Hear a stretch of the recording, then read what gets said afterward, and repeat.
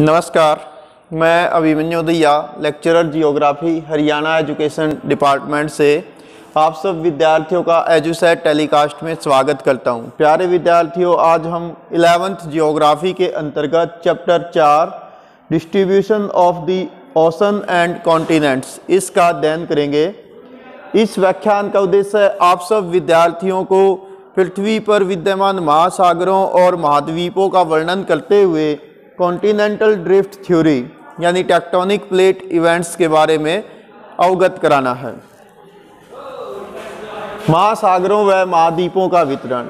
वर्तमान समय में हमारी पृथ्वी के 71% भाग पर जलमंडल है और 29% भाग पर सथल मंडल है, यानी 1/4 भाग सथल से घिरा है जबकि 3/4 भाग जो है जल से घिरा है। महाद्वीपों की, वर्तमान में महाद्वीपों की बात करें तो एशिया सबसे बड़ा है, अफ्रीका दूसरा सबसे बड़ा है, उसके बाद north America, south America, Antarctica, Europe और ऑस्ट्रेलिया, ये 7 प्रमुख महाद्वीप हैं। महासागरों की बात करें तो प्रशांत महासागर, अटलांटिक महासागर, Indian ocean and Arctic ocean, ये 4 प्रमुख महासागर हैं और प्रशांत महासागर अकेला संपूर्ण पृथ्वी का लगभग 25% या 1/4 भाग के समान है। प्रारंभ में हमारी पृथ्वी, जब हमारी पृथ्वी की उत्पत्ति हुई आज से लगभग 4.6 मिलियन ईयर एगो, यानी लगभग 450 करोड़ वर्ष पहले जब पृथ्वी की उत्पत्ति हुई तो पृथ्वी बहुत ही गर्म थी, जैसा कि आप चित्र में देख पा रहे हैं। धीरे धीरे ये ठंडी हुई और इस पर महाद्वीपों व महासागरों का जो प्रेजेंट वितरण है वो बना। प्राचीन काल में हमारी पृथ्वी पर केवल एक ही सतलखंड था जिसका नाम था पेंजिया और एक ही जलखंड था जिसका नाम था पैंथालासा।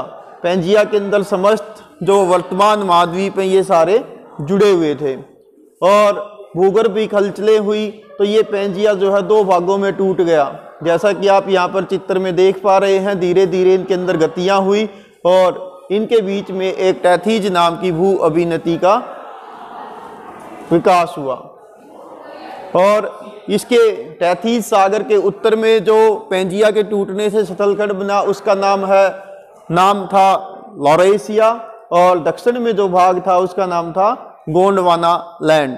ये घटना लगभग आज से 200 मिलियन ईयर एगो यानी 20 करोड़ वर्ष पहले की घटना रही है। जो गोंडवाना लैंड था यानी दक्षिणी भाग था उसमें अंटार्कटिका, ऑस्ट्रेलिया, अफ्रीका, दक्षिण अमेरिका और भारतीय भूखंड शामिल थे, जैसा कि आप चित्र में देख पा रहे हैं कि ये धीरे धीरे एक दूसरे से दूर हुए। जो लॉरेशिया था इसके अंदर यूरेशिया और उत्तर अमेरिका ये वाले सतलखंड मुख्य रूप से रहे। यूरेशिया में यूरोप और एशिया ये महाद्वीप इसमें आज भी शामिल हैं। इसी प्रकार से यदि बात करें कि जो प्राचीन काल में पेंजिया था, पेंजिया का अर्थ होता था संपूर्ण पृथ्वी यानी संपूर्ण सथल और पैंथालासा का अर्थ होता था संपूर्ण जल। धीरे धीरे ये करोड़ों वर्ष में एक दूसरे से दूर हुए, जिसे हम कॉन्टिनेंटल ड्रिफ्ट के नाम से, महाद्वीप या प्रवाह के नाम से जानते हैं, जैसा कि आप इसमें चित्र के माध्यम से देख सकते हैं। नेक्स्ट है कि जो महाद्वीपीय प्रवाह है, कॉन्टिनेंटल ड्रिफ्ट है, इसके बारे में सबसे पहले कैसे पता चला? तो इसके बारे में सबसे पहले 1596 में एक डच मानचित्रकार अब्राहिम आल टेलिस रहे हैं। ये आप तस्वीर देख रहे हैं, ये हैं डच मानचित्रकार जिन्होंने 1596 के अंदर ये व्यक्त किया था कि जो उत्तर अमेरिका और दक्षिण अमेरिका है ये यूरोप और अफ्रीका से जुड़े हुए थे। उसके बाद एंटोनियो पेलेग्रिनी ने सर्वप्रथम एक मानचित्र बनाया जिसमें उत्तर अमेरिका और दक्षिण अमेरिका तथा यूरोप और अफ्रीका को आपस में जुड़े हुए दिखाया था। इसी प्रकार से बाद में ये थे पहले मानचित्रकार एंटोनियो पेलेग्रिनी, बाद में 1912 में जर्मन मौसम वैज्ञानिक रहे हैं अल्फ्रेड वैगनर, उन्होंने महाद्वीपीय विस्थापन सिद्धांत प्रस्तुत किया। तो जो महाद्वीपीय विस्थापन, कॉन्टिनेंट एक दूसरे से दूर गए, इस बारे में जो थ्योरी है वो 1912 के अंदर जर्मनी के विद्वान अल्फ्रेड वैगनर ने प्रस्तुत की। बाद में इसका अंग्रेजी अनुवाद हुआ 1924 में, और तब दुनिया के सामने ये थ्योरी आई। इस संकल्पना में, यानी वैगनर ने जो महाद्वीपीय विस्थापन सिद्धांत दिया, इसके अनुसार जो पेंजिया था वो 20 करोड़ वर्ष पहले, लगभग आज से 20 करोड़ साल पहले वो टूटना शुरू हुआ, और उसके कारण से उत्तर में लॉरेशिया और दक्षिण में गोंडवाना लैंड बने। गोंडवाना लैंड के अंदर जो दक्षिण America, Africa, Madagascar, Bharat, Sri Lanka, Antarctica और ऑस्ट्रेलिया, ये सारे भूखंड शामिल रहे, जबकि जो अंगारा लैंड था या लॉरेशिया था, उसके अंदर यूरोप, एशिया और उत्तर अमेरिका के शतलखंड शामिल रहे। जैसा कि आप चित्र में देख पा रहे हैं कि ये धीरे धीरे किस प्रकार से विखंडित हुए और महाद्वीपों में प्रवाह हुआ, वो धीरे धीरे मूवमेंट कर गए। अब बात आती है कि हमें कैसे पता चले कि ये जो महाद्वीप हैं ये आपस में एक दूसरे से जुड़े हुए थे, यानी जो महाद्वीपीय प्रवाह है, विस्थापन है, इसके पक्ष में प्रमाण क्या है। तो उनके पक्ष में सबसे पहला प्रमाण आता है महाद्वीपों की सम्य स्थापना, यानी हम बहुत सारे महाद्वीपों के यदि किनारों पर ध्यान दें तो हमें पता चलेगा कि उनके किनारे आपस में एक दूसरे से प्रतिरूप हैं। जैसे अफ्रीका का ये वाला किनारा पश्चिम की ओर उभरा हुआ है, तो ये वाला किनारा अंदर की ओर धसा हुआ है। इसी प्रकार से दक्षिण अमेरिका का ये वाला किनारा यहाँ से धसा हुआ है और यहाँ पर उभरा हुआ है, तो ये दोनों आपस में बिल्कुल फिट हो सकते हैं। इसे जिग्सा फिट कहा गया। ऐसा ही सबसे पहली बार एक कंप्यूटर चित्र बनाया गया 1964 में, बुलार्ड नामक वैज्ञानिक ने बनाया था। कंप्यूटर प्रोग्राम की सहायता से इस यानी अफ्रीका के पश्चिमी तट और दक्षिण अमेरिका के पूर्वी तट को आपस में जोड़ के दिखाया गया। दूसरा आता है भूगर्भिक प्रमाण, यानी जो अफ्रीका, मेडागास्कर, दक्षिणी भारत, ब्राजील और ऑस्ट्रेलिया, इनके तटों में आपस में बिल्कुल समानता मिलती है। यानी जो मेडागास्कर का ये वाला हिस्सा ये भारत से मैच करता है, भारत का पूर्वी सिरा ऑस्ट्रेलिया से, और ये वाला हिस्सा अंटार्कटिका और ऑस्ट्रेलिया का मैच करता है। तो ये जो प्राचीन चट्टानें हैं और ये जो इनकी किनारों पर चट्टानें हैं, इनकी आयु भी लगभग समान है, जो 200 करोड़ वर्ष पुरानी शैल समूहों से बनी हुई है, जो इस बात का प्रमाण है कि कभी ना कभी आपस में जुड़ी रही होंगी। इसी प्रकार से तीसरा प्रमाण मिलता है जीवाश्मों का मित्रण। जब इन सभी समस्त शतलखंडों को आपस में यदि जोड़कर देखते हैं या इनका अध्ययन करते हैं तो यहाँ पर जीवाश्म मिलते हैं, और उन जीवाश्मों में जैसे लेमूर नाम का एक जीव मिलता है जो इस बात की पुष्टि करता है कि ये शतलखंड कभी आपस में जुड़े हुए थे। इसी प्रकार से मेसोसॉर्स नाम के छोटे रेंगने वाले जीव मिलते हैं जो केवल खारे पानी में ही हो सकते थे। इनकी अस्थियां दक्षिणी अफ्रीका के दक्षिणी कैप प्रांत और ब्राजील के इरावर शैल समूहों में मिलते हैं। तो इस प्रकार से जो ये जीव रहे प्राचीन कालीन, उनके जीवाश्म आज भी बहुत सारी रॉक्स में मिलते हैं, जो दक्षिण अमेरिका, अफ्रीका, मेडागास्कर, भारत के दक्षिणी भाग, अंटार्कटिका और ऑस्ट्रेलिया के जो शैल समूह हैं उनके अंदर इनके जीवाश्म मिलते हैं, जिनकी जो एज है, कार्बन डेटिंग विधि से जब इनकी एज का पता लगाते हैं तो वो सब लगभग समान हैं। इसी प्रकार से यदि देखें जो मेसोसॉर्स है वो दक्षिण अफ्रीका में और दक्षिण अमेरिका के ब्राजील में इनके तटीय भागों में उनके जीवाश्म मिलते हैं, और जबकि वर्तमान में यदि विश्व मानचित्र का अध्ययन करें तो ये दोनों से लगभग आपस में 4800 किलोमीटर दूर हैं। तीसरा आता है नेक्स्ट प्रमाण है इस संदर्भ में वैगनर महोदय ने जो दिया वो है टिलाइट, यानी अवसादी चट्टानें।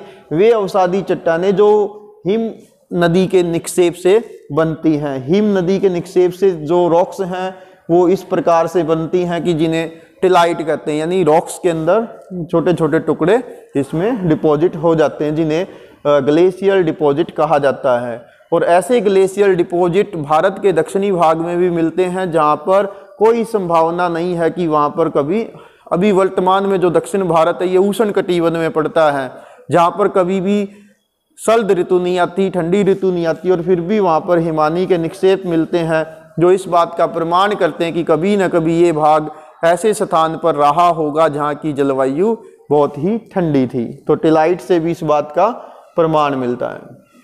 देन आता है ग्लेशियर होने के प्रमाण। जैसा कि पहले ही बताया जा चुका है कि दक्षिण भारत के अंदर इस टाइप्स की रॉक्स मिलती हैं जिसके ऊपर बर्फ, ग्लेशियर ने उनकी घिसाई की है, यानी वहाँ पर कभी ना कभी ग्लेशियर रहे हैं। लेकिन वर्तमान में दक्षिण भारत टॉपिक्स में आता है जहाँ पर कोई भी सर्द ऋतु नहीं आती। तो ये इस बात का प्रमाण है कि कभी न कभी ये गोंडवाना लैंड का हिस्सा रहा है और उस समय इसके दक्षिणी भाग पर हिम या हिमानियाँ रही होंगी। नेक्स्ट ऐसा ही है पूरा जलवायुविक एक रूपता, यानी जब हम दक्षिणी महाद्वीप को, जो गोंडवाना लैंड के भाग थे, इनको जोड़कर देखते हैं तो इन सब पर एक जैसी जलवायु दशाएं रही हैं। तो इससे भी प्रमाण होता है कि ये कभी ना कभी प्राचीन काल में, यानी आज से लगभग 20 करोड़ साल पहले, ये सारे एक ही भूखंड रहे हैं। इसी प्रकार से प्लेसर निक्षेप। प्लेसर निक्षेप एक प्रकार के डिपॉजिट्स होते हैं जिसके अंदर सोने जैसे जो कण होते हैं वो मिलते हैं, सोने के बड़े निक्षेप होते हैं ये, जो वेन्स के रूप में हमें मिलते हैं। और ऐसे अफ्रीका के घाना तट पर और ब्राज़ील के पूर्वी तट पर ऐसे डिपॉजिट मिलते हैं, और दोनों के अंदर जो रॉक्स की एज है या डिपॉजिट हैं प्लेसर के, वो एक जैसे हैं, जो इस बात का प्रमाण करते हैं कि ये कभी ना कभी जुड़े होंगे। अब बात आती है कि ये जो महाद्वीपीय प्रवाह है इसका क्या कारण रहा होगा कि ये एक दूसरे से दूर क्यों गए। तो उसके पीछे एक वैगनर महोदय ने प्रमाण दिया कि एक कारण रहा होगा पोलर या ध्रुवीय फ्लाइंग बल। इसका मतलब क्या होता है कि हमारी पृथ्वी पूर्ण रूप से गोलाकार नहीं है, बल्कि ये ध्रुवों से थोड़ी चपटी है और भूमध्य रेखा से थोड़ी सी उभरी हुई है, और भूमध्य रेखीय क्षेत्रों में तेज गति से रोटेट करने के कारण से इस पर उत्प्लावन बल लगता है, जिससे धीरे धीरे जो है सतलखंड पीछे की ओर खिसके होंगे। इसी प्रकार से सेकंड उन्होंने प्रूफ दिया या माना, कल्पना की कि जो ज्वारीय बल है, टाइडल फोर्स है, यानी सूर्य और चंद्रमा पृथ्वी पर अपना गुरुत्वाकर्षण बल लगाते हैं।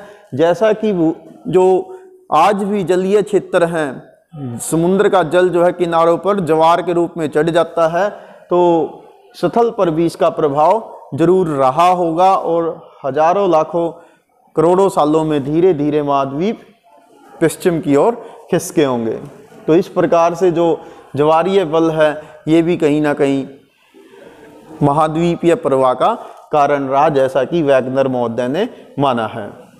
इसी प्रकार से बात आती है कि जो मेटल में संवहन धाराएं हैं, यानी जो प्लेटें हैं या भूखंड है, वो एक दूसरे से दूर क्यों जा रहे हैं। तो उसके पीछे सबसे पहले संवहन धारा सिद्धांत आता है कि 1930 में ये आर्थर होम नाम के विद्वान रहे हैं, जिन्होंने ऐसी कल्पना की या बताया कि भूगर्भ के जो एस्टनोस्फीयर है उससे गर्म संवहनीय धाराएं ऊपर की ओर आती हैं, और उनके कारण से जो पृथ्वी की गर्मी है वो बाहर आती है, जिससे चट्टानों में गर्मी उत्पन्न होकर वो फैल जाती हैं। और धरती के आंतरिक भागों में गर्मी उत्पन्न होने के पीछे उन्होंने कारण माना कि वहाँ पर रेडियो एक्टिव तत्व रहे हैं, और जो पृथ्वी के अंदर अवशिष्ट ताप है उसके कारण से यहाँ पर ये प्लेटें एक दूसरे से दूर जाती हैं, और दूसरे स्थान पर ये एक दूसरे के नीचे सबमर्ज होते हैं, यानी अभिसरण करती हैं। इसी प्रकार से वैगनर महोदय के बाद भी बहुत सारे विद्वानों ने ऐसी प्रयास किए जिससे हमें इस बात की जानकारी मिलती है कि जो महाद्वीपीय प्रवाह है उसमें आज भी चेंजेज हो रहे हैं। जैसे महासागरों के तलों का विस्तार होना, मध्य महासागरीय कटक के दोनों ओर जो रॉक्स हैं उनमें समान दूरी का पाया जाना, और उनके अंदर निर्माण का समय, उनकी संरचना, उनका संगठन और चुंबकीय गुण कटक के दोनों ओर बराबर दूरी पर मिलते हैं। कटकों के समीप चट्टानें नई हैं और कटक से दूर, जैसे मिड अटलांटिक कटक है, उससे दूर वाली चट्टानों की आयु पुरानी है और नज़दीक वाली चट्टानों की आयु नई है। तो ये भी इस बात का प्रमाण करती हैं कि महाद्वीप धीरे धीरे आज भी खिसक रहे हैं। महाद्वीपों की अपेक्षा महासागरों की जो चट्टानें हैं वो नई हैं, जबकि महाद्वीपों की चट्टानें पुरानी हैं। महासागरीय अर्ध सतल पर अवसादों की पतली परत का जमना भी इस बात का प्रमाण करता है कि महाद्वीप धीरे धीरे एक दूसरे से दूर जा रहे हैं। ऐसे ही कुछ और सिद्धांत 1961 में हैरी हैस ने एक सिद्धांत दिया जिसको हम सागरीय अर्ध सतल विस्तार सिद्धांत सी फ्लोर स्प्रेडिंग के नाम से जानते हैं। 1967 में मैकेंजी, पार्कर और WJ मॉर्गन ने एक सिद्धांत दिया जिसे हम प्लेट विवर्तनिकी सिद्धांत के नाम से जानते हैं, जो आने वाले आगे हम अभी अध्ययन करेंगे प्लेट टेक्टोनिक इवेंट्स का। नेक्स्ट आता है मानचित्र, जो महासागरीय अर्ध सतल है, महासागरों की तलहटी है, उसका मानचित्रण। समय के साथ साथ मनुष्य ने तकनीकी में काफ़ी उन्नति की, तो इसी उन्नति के परिणाम स्वरूप आजकल हम जो शिप होते हैं उस पर एक सोनार विधि से सिग्नल भेजते हैं जो तलहटी इस पर टकराकर वापस आते हैं और उसको जहाज पर, शिप पर लगे जो रिसीवर है उससे रिकॉर्ड किया जाता है और कंप्यूटर की सहायता से जो तलहटी है उसका मानचित्र मैपिंग किया जाता है। और इन मानचित्रण से पता चलता है कि जो महासागर हैं उनकी तलहटी बिल्कुल समतल नहीं है, वो मैदान नहीं है, बल्कि उसके अंदर ऊंचावच, ऊंचे और नीचे स्थान मिलते हैं। जैसे महासागरों के बीच में ज्वालामुखी उद्गार के कारण कटक मिलती हैं, इसके साथ साथ यहाँ पर किनारों पर महाद्वीपीय मगन तट, उससे आगे कॉन्टिनेंटल स्लोप या ढाल मिलता है, उस बीच समुद्र में कहीं वित्तलीय मैदान और गहरी सागरीय खाइयाँ भी मिलती हैं। तो इस प्रकार से जो मैपिंग है उससे पता चलता है कि जो समुद्रों की तलहटी है वो अनेक उबड़ खाबड़ धरातल वाली सतलाकृतियाँ हैं।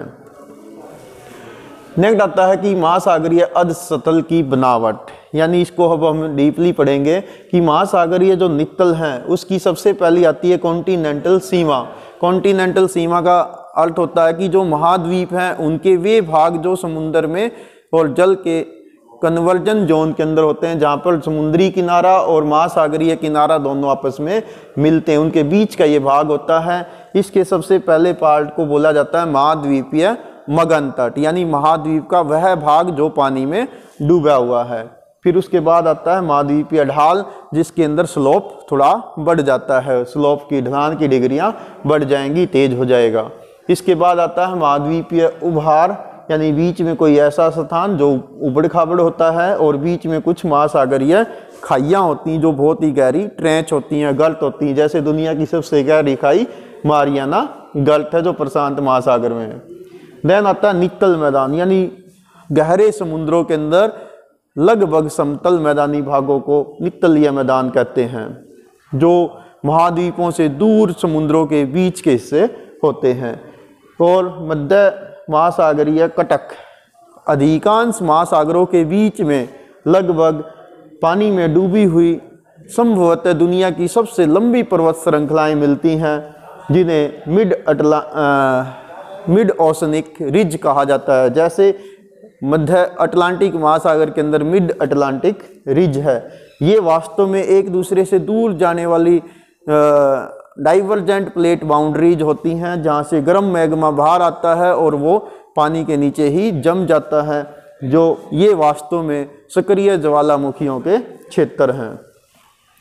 इसी प्रकार से नेक्स्ट आता है भूकंप और ज्वालामुखियों का वितरण, यानी जो प्रशांत महासागर के चारों ओर जहाँ पर महासागरीय और महाद्वीपीय प्लेट आपस में टकराती हैं और महासागरों के बीच में जहाँ पर प्लेट एक दूसरे से दूर जाती, डाइवर्जेंट बाउंड्री होती है, यहाँ पर दुनिया के सबसे ज़्यादा भूकंप और ज्वालामुखी मिलते हैं। इसकी 3 मुख्य पेटियाँ हैं, या जैसे नंबर 1 है अल्पाइन हिमालय श्रेणी, जो यूरेशिया और भारत तथा अफ्रीका के बीच वाला हिस्सा है, यानी हिमालय और अल्पाइन पर्वत की श्रेणी है।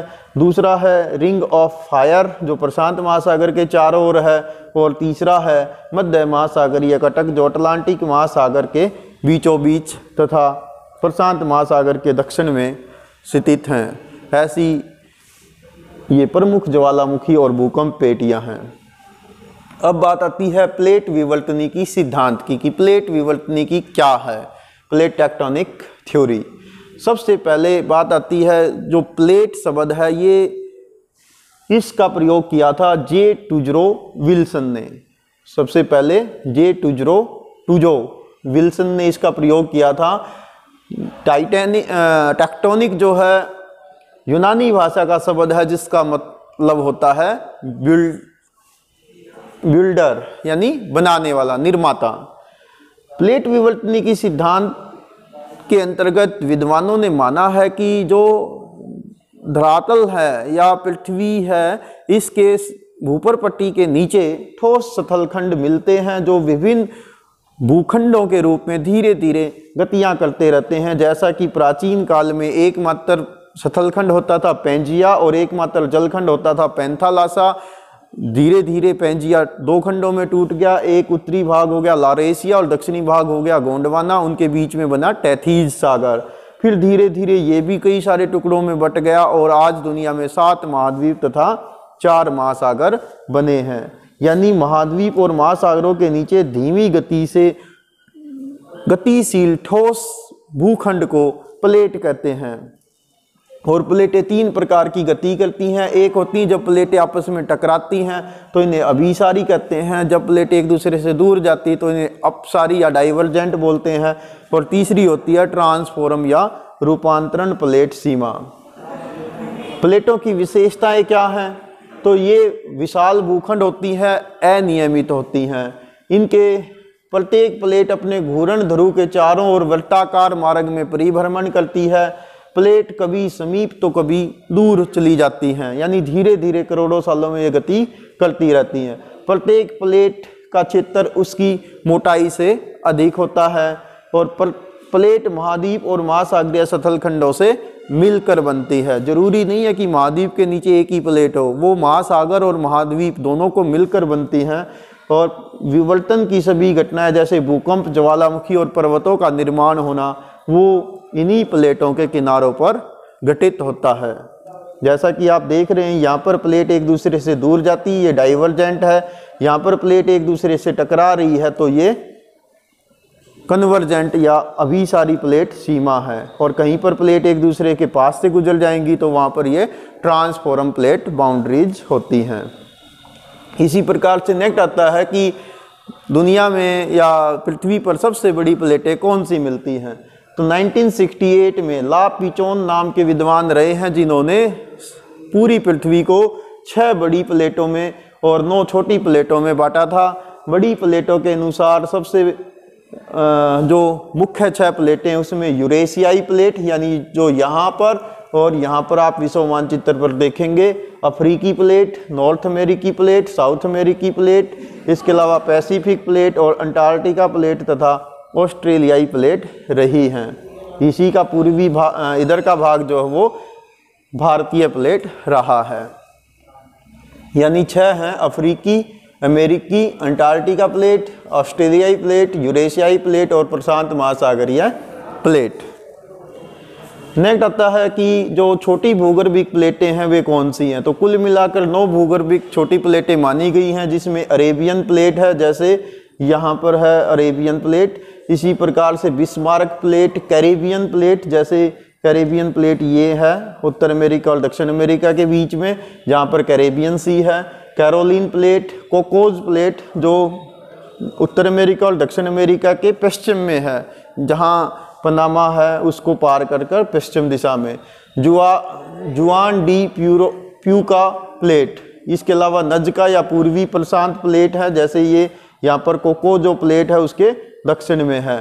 इसके अलावा फिलीपींस प्लेट जो यहाँ पर एशिया के भारत के पूर्व में है, म्यांमार से पूर्व में, इंडोनेशिया के पूर्व में फिलीपींस प्लेट है। और स्कोशिया प्लेट, ऐसी छोटी प्लेटें जो हैं 9 मानी गई हैं।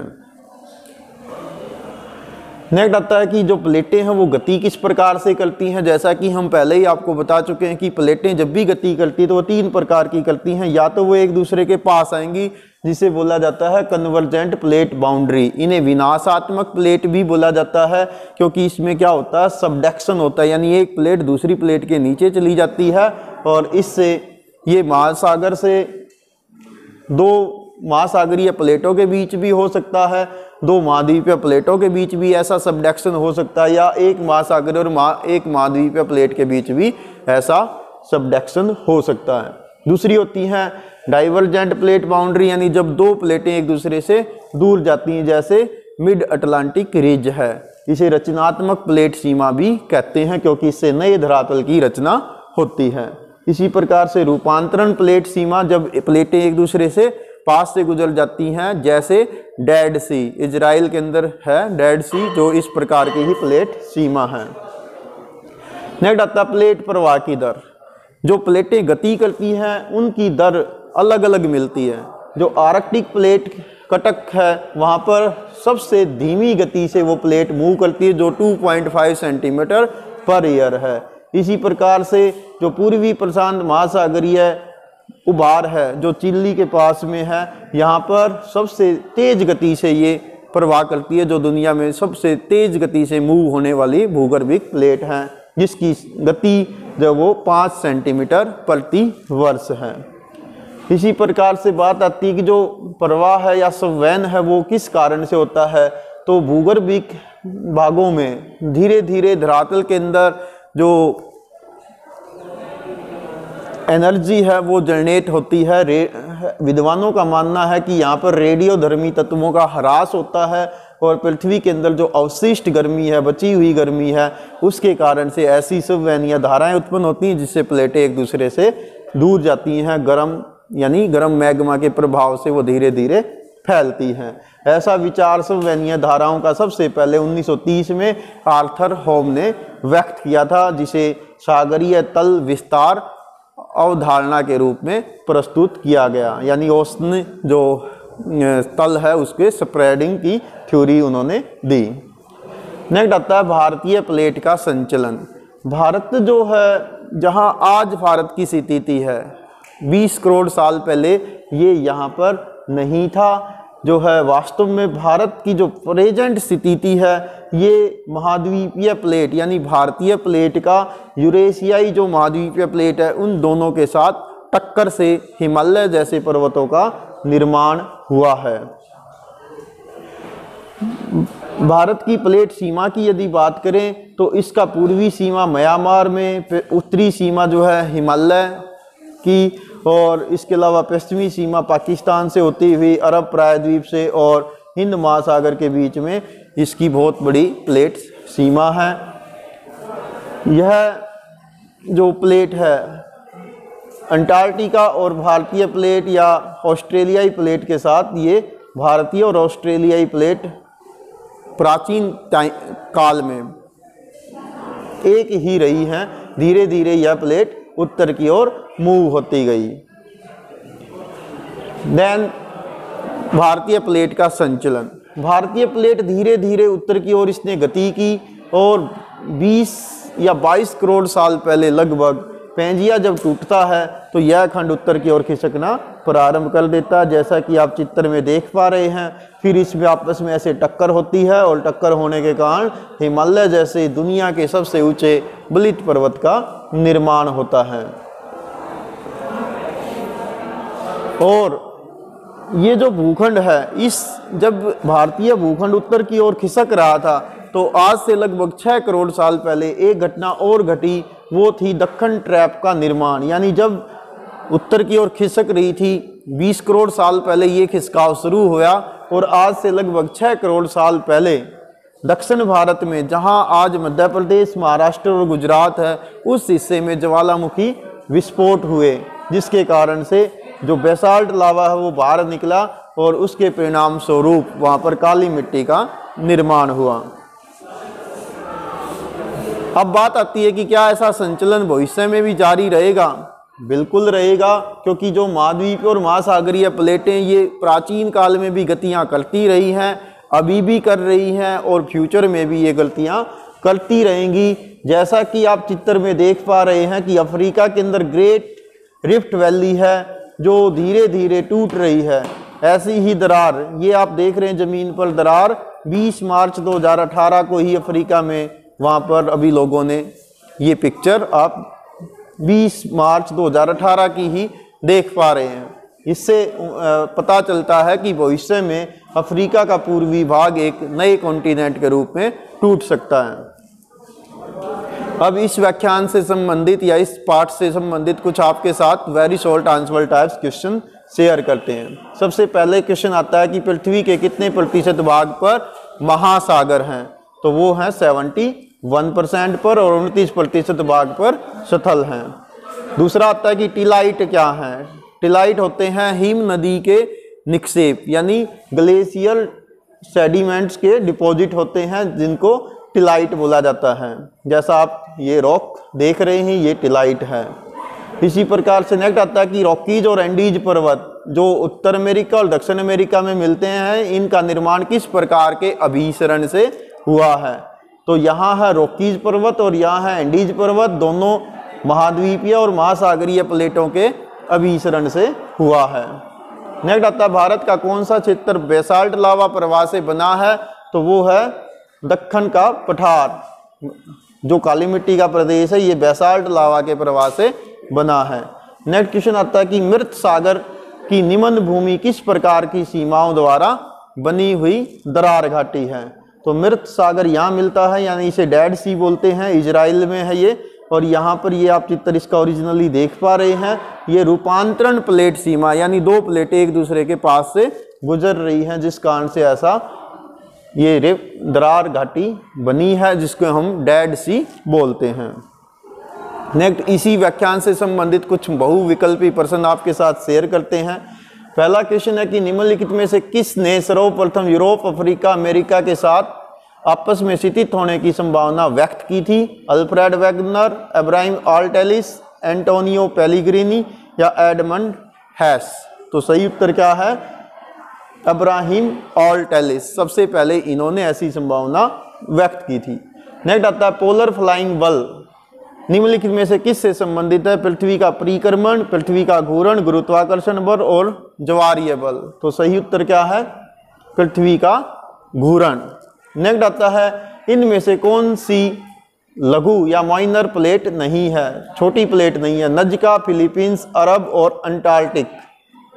तो छोटी नहीं है अंटार्कटिक यानी अंटार्कटिका प्लेट छोटी नहीं है।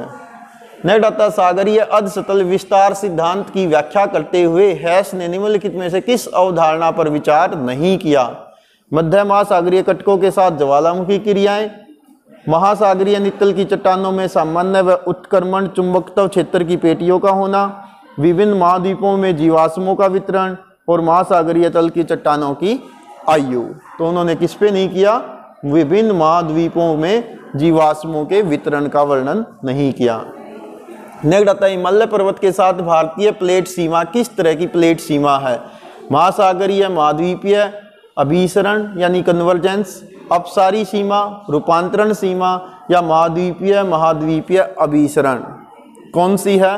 वो है महाद्वीप से महाद्वीपीय अभिसरण यानी भारतीय जो महाद्वीपीय प्लेट है वो यूरेशियाई महाद्वीपीय प्लेट से आपस में टकराने से हिमालय पर्वत का निर्माण हुआ है। तो ये था आपका चैप्टर महासागर और महाद्वीपों का वितरण। Thanks, have a nice day.